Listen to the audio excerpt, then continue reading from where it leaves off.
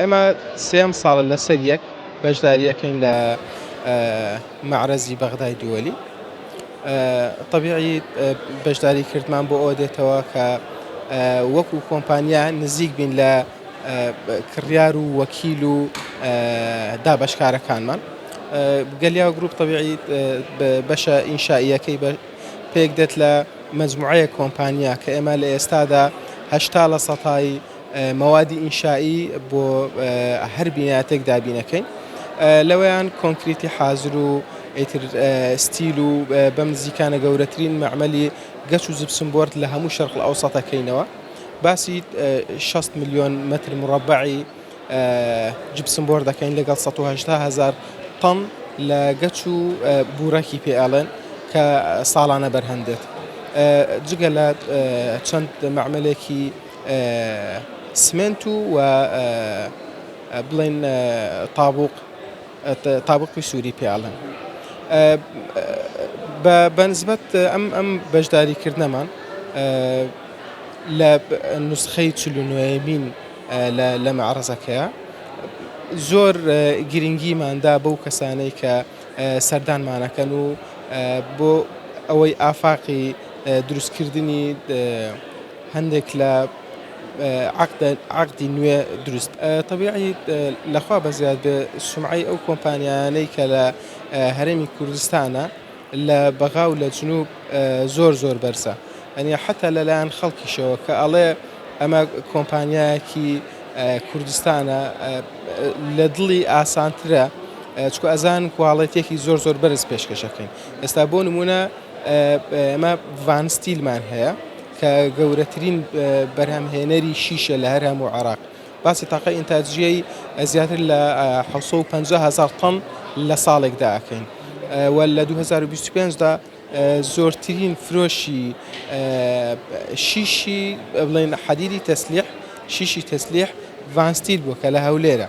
ئەمەش ئەگەر معنایەکی هەبێ ئەو معنای هەیە کە خەڵک زۆرترین سیقیان بەو بەرهەمە هەیە کە ڤانستیل یان هەرێمی کوردستان بەرهەمی دێنێ.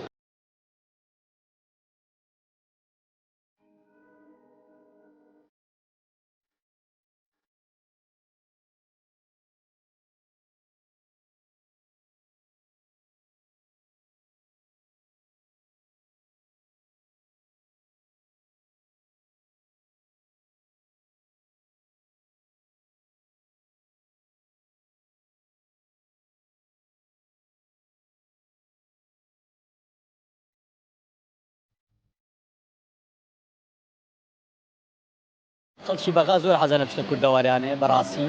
ئەمە ساڵانە چەند جار دووجارێ بۆ بەغا فستیڤال خاز لە بەغا زۆر حەزە لە شتی جارە حەزە لە شتی کوردەواری زۆر خۆم لای خۆمان زۆر حەزە لێتی.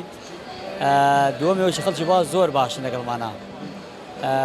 ئێمە هەموو شارەکانی عێراقەکەین فستیڤال لە هەموو شارەکانی عێراقاکەین زۆر ڕێزمان لێگرن زۆر حەزە لە شتەکانی ئێمە خاصن شتەکانی ئێمە زۆر تایبەتە. شتەکانمان گوێزە شتی کوردەواری هەڵوژێ قەیسیە هەنجوینی ئەسڵە ڕۆنی خۆمانی هەورامانە.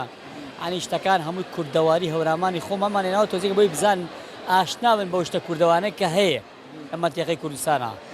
بەڕاستی شتەکان زۆر تایبەتن زۆریشیان پێ خۆشە. خەڵکی زۆریش لێمانەکرێت زۆر باشە بازاڕێرش. وەڵا موعجیبی ئەم جۆرە بازەکو چۆن ئێسامەت ناوکی چەقالەمانێ زۆر تایبەتە. ئەنی زۆر مەعجوم و مەجوون بە گوێزەکە جارێ بە ڕۆنەکە ئای مەجوون بە هەموو شتەکانە ئای شتەکان زۆر لێرە ئەو شتە نییە. ئەو شتە کێمەیەنینی زۆر تایبەتە. ئەنی ئێنەی کابرا ئەیخوا بەیانیەتۆ. ئای مهمەکەی لەوایە ئێمڕۆ خەڵک شتی جوان مێنی جوانتر زووترێتەوە. بۆ دووەمە ئێمە کوردیشین دائما حەزمان شتی پاک و جوانە بەڕاستی. ئەی شتێکی نە بازارە فروختی هەبێت نەک فروختی نەبێت.